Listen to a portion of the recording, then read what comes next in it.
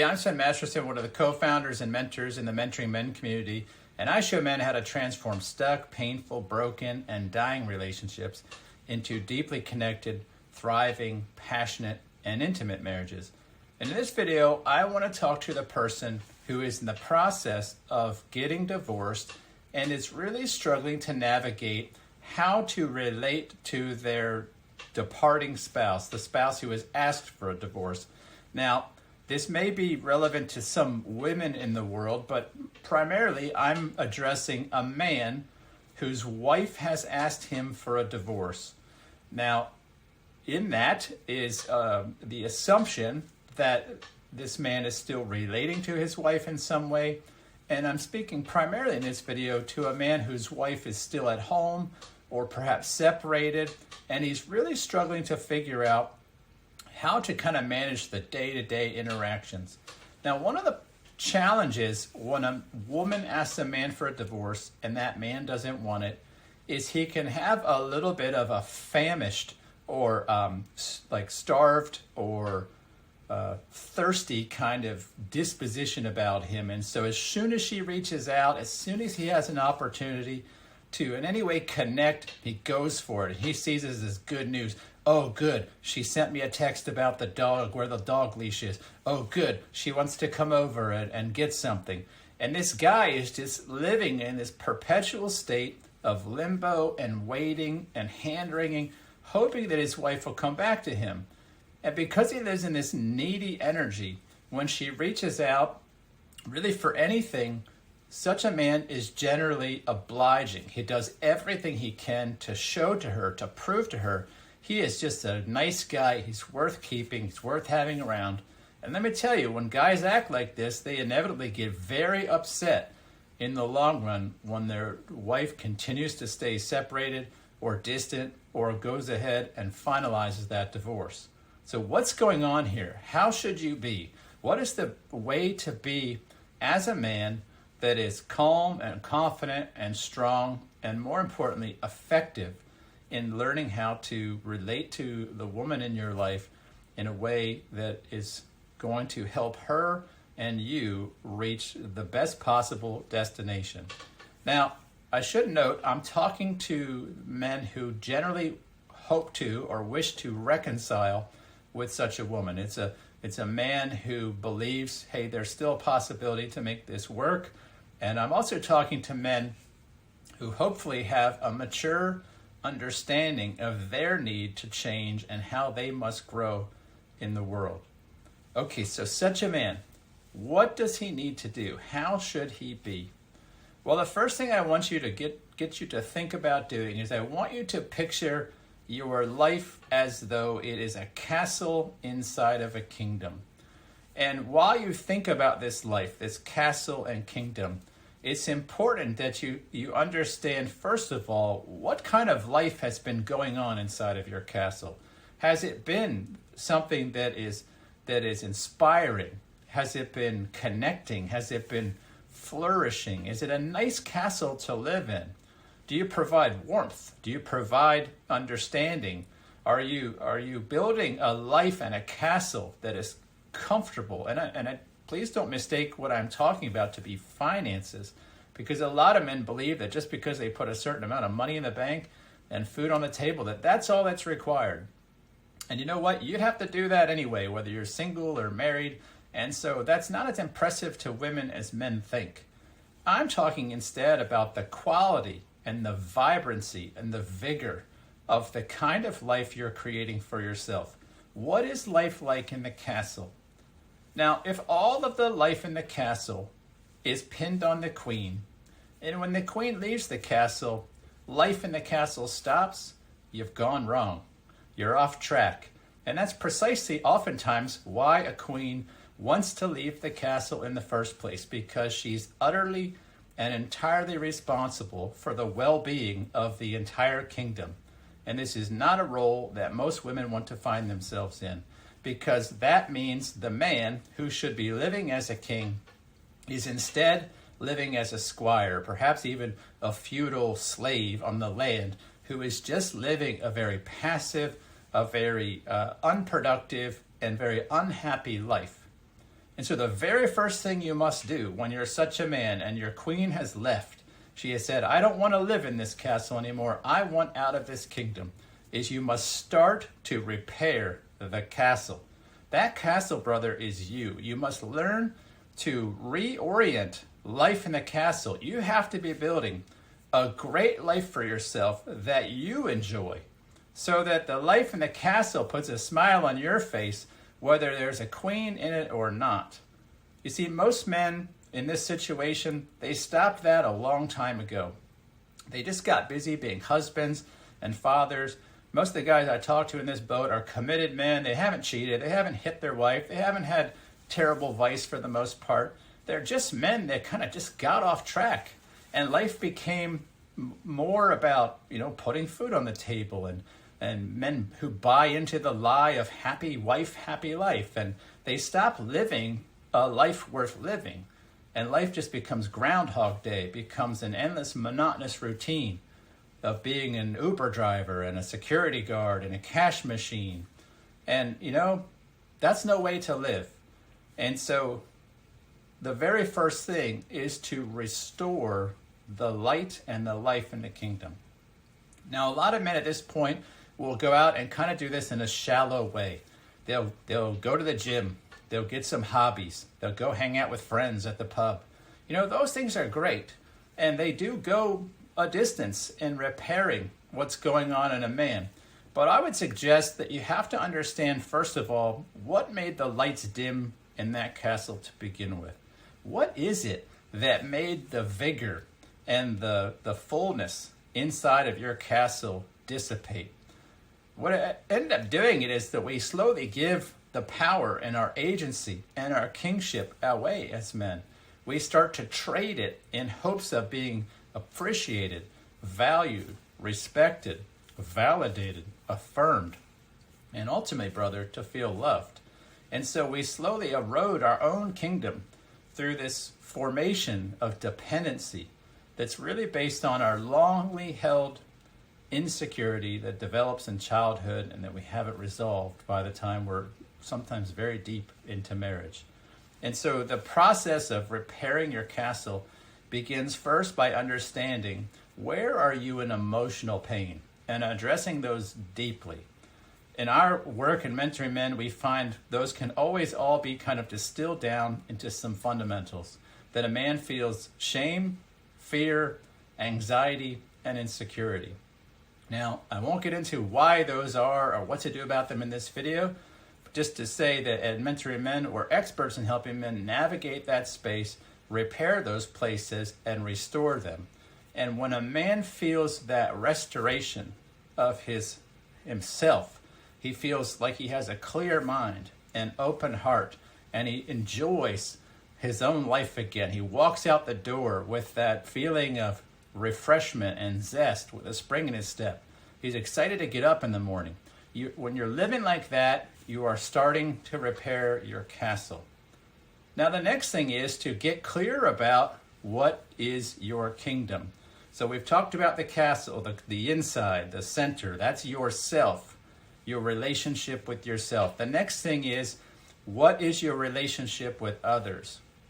Now, here too, we would recommend you build a really great life. You decide what life is going to be like inside the four boundaries of your kingdom. Now, to do that, you have to know where your kingdom ends, where your domain ends, and where it stops. And so, when you don't know that, it's a little bit, picture with me for a moment, like putting a brand new dog in your yard and putting a shock collar on it. Now, I'm not advocating shock collars. This is just a metaphor. Okay, so imagine you get a brand new puppy. You have really no defined boundaries or borders on your kingdom, and you put this collar on the dog and you send it out into the kingdom and you just randomly shock it anytime it kind of disappoints and frustrates you. But see, the dog doesn't know where the boundary is. There's none of those little flags they put up when they put invisible fences up. And so the dog is just desperately trying to figure out how to know when it's in the right place in your kingdom or outside of your kingdom. You see, you never took the time to define the boundary. You never took the time to establish the border of the kingdom. Instead, you just kind of punished it in some way when it went further than you happen to be comfortable with. This is exactly how a lot of men treat marriage. They don't actually have a defined edge or border to their kingdom. They don't know what the limit of self is. And the reason they don't know that is because instead of having a very solid and trustable value system that leads them to clear and understandable boundaries for themselves, instead they're pragmatic. They're actually too soft with their boundaries. They move the goalpost and the line really based on their emotions. And remember, those emotions are tied to shame, fear, anxiety, and insecurity. And so they're not in the same place. When a man's emotions are a certain way, well, the edge of his kingdom may be way out there, and a person may feel like, hey, they've got all kinds of latitude. Then the next day he's feeling a little insecure and afraid, and it's 100 feet. And so the people in his life can't figure out where are the edges of this kingdom. Now, when a man is experiencing this and the woman in his life is talking about divorcing him or separated and whatnot, this gets even worse. For this guy, he'll receive a call or a text from a wayward spouse. Hey, would you like to have dinner tonight? And he says, yeah, let's do it, right? And he'll go to dinner and he'll think, hey, maybe we're reconciling. Maybe we're heading in a good direction. Only to experience a lot of distance and coldness and a lack of communication the days to follow. Then maybe a week or two later, he'll hear from this woman and maybe she comes over and she says, hey, let's be intimate. And he says, yes, finally, I'm on my way back. And so he experiences an intimate moment with his estranged wife. And she goes home, crickets, silence, disconnection. And this guy cannot figure out what's going on. Here's the problem. This man is giving away the attributes and the life of the kingdom outside of his kingdom. He doesn't know where the borders and boundaries of himself and his kingdom are, his castle. And so he's fluid with them. Now, he thinks he's just being nice. He thinks he's being generous and open and abundant and that he's going to woo the queen back into the kingdom.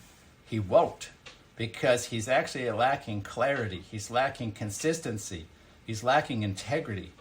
Now, what do you do in this case? Well, the first thing you have to do is understand what is it about who you like to be that you will always be, no matter what woman is in your life. We talked about that. That's getting clear about what your castle looks like. Then the next thing is to get clear about your kingdom. What are the people in your kingdom privileged to? What special and unique attitudes, actions, behaviors, and such do they get from you? You might look at this in the realm of finances, physical intimacy, emotional intimacy, vulnerability, and closeness. Do you just give those to everyone in the world the same? Inside the kingdom or outside the kingdom? Like, what is it that's special about living in the borders of your kingdom? Now, it's good to get clear about what that is. I'm a generous man. I love to be generous. I love to be open and vigorous, warm, affectionate. I'm going to be those things most of the time, almost anywhere I go. But then there's ways I am with my wife that is like a special level of access that she gets to financial support, to emotional support, to physical intimacy, to an extra deep level of care and compassion and empathy. And I'm clear about what that is. But that only happens in my kingdom. And so if my wife were to say, hey, I don't want to be your wife anymore. I want to live outside of this kingdom, outside the walls of this thing that you have designed and built. Well, that's okay. She's free to go. She really is. But it's important for me and for her that we both understand, hey, all the stuff, all the life that happens inside this kingdom, it stays here. That means the things you enjoyed, you're not going to be able to enjoy anymore. They're only for members of the kingdom. Now, that's not for punishment or retribution. That's what it means to have good boundaries, to know who is it that you share your most intimate, vulnerable self with. Who deserves your physical vulnerability and intimacy? Who deserves your financial support? Who deserves your time and energy and talents? Is it for anybody, or is it for people who are committed to living in your kingdom? Now, a lot of men can't think about this without this punishing kind of energy, like you can't have it because you don't live here. If you're hearing that, you're misunderstanding. It's important that all people in your kingdom, in your life, be completely free to be there or to leave. I think one of the reasons I have a terrific marriage is because my wife is totally free to leave at any time. You see, it's foolish to think I actually can do anything to control that. And I don't need to, because I'm instead creating a really great life inside this kingdom of Sven, right? And it's warm there. It's a terrific place to be. It's inviting. The aroma of the things baked there is intoxicating. It's pleasant. It's friendly. It is supportive. It is empathetic, right? And it stops at the kingdom, because that kingdom I'm talking about is marriage. Now, my wife is free to leave that anytime, and I have to respect her personal agency as a human and as a woman, that she can go anytime she wants. And in my love for her, I must let her go if that's what she wants. However, I don't need to erode myself in the process. In fact, if she decides to do that, I will walk her to the gate and say, hey, I'll give her a big hug. It's been nice. I'm glad that you're here. I wish you the best in your journey out beyond the kingdom gates. And you send her on her way.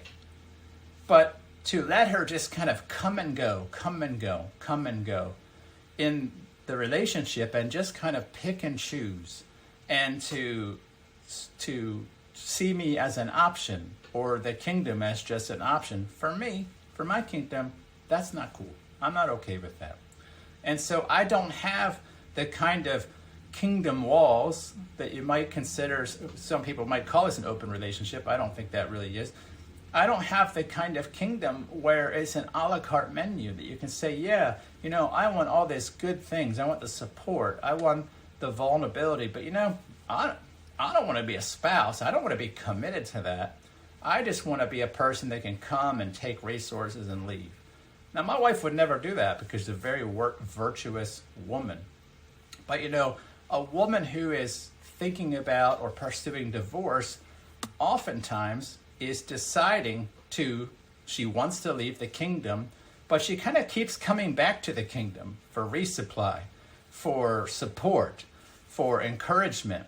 And you might think you're doing her a great service or something by giving that to her, but you're not. You're actually failing to give her the freedom that she's asked for. Now, she also wants this a la carte kind of ability to just come and go without restriction.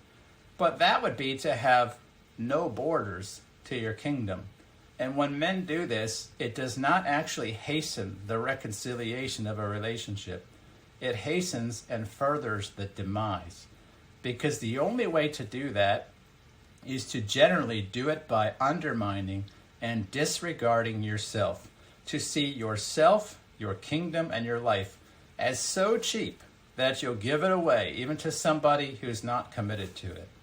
And so if this is you, if you're struggling with this kind of stage of limbo when a woman is talking about divorce, but she's not divorced, I'm not suggesting you bring down the hammer. I'm just suggesting you get clear about yourself, that you value and love and appreciate yourself, to believe that what you have is precious, that it's a treasure, and to stop treating it like it's cheap. Because if you're treating yourself and what you have to offer like you'll give it to anybody, no matter how low the price they want to pay for it in the form of commitment, well, they'll never value it. And so instead what happens is men who come to see themselves as having value, they love the kingdom that they've built, they're creating a great life within the kingdom walls and the castle, they start to say, whoa, wait a minute, this is a premium experience here. I'm building a premium life, and I would love it if you want to be a part of it. But you may not be part of it in this lackadaisical, non-committed way. You're either all in or you're all out. And again, not in a retribution, demanding, ultimatum kind of way, but simply allowing a wayward, estranged spouse to experience the exact repercussions of their decisions. This is especially true when a woman is cheating, because oftentimes what she's doing, and it's not because she's a horrible, wicked, evil person, it's because she's in pain and trying to scratch an itch that's a lot deeper than she knows, but she'll try to get some needs met outside the kingdom and some needs met inside the kingdom.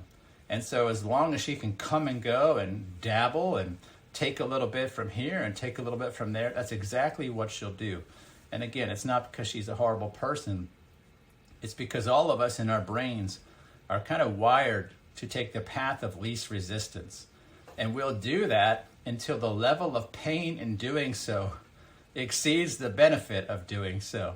And so when a man has poor boundaries, when he has weak boundaries, when he just allows a person to come in and out of his life at will and come and go, the pain is never there. The pain of actually trying to live with split, duplicitous commitments, it's never experienced, because a woman doesn't have to experience really the consequences of deciding to live outside the kingdom. She doesn't have to figure out things like what to do for different financial situations.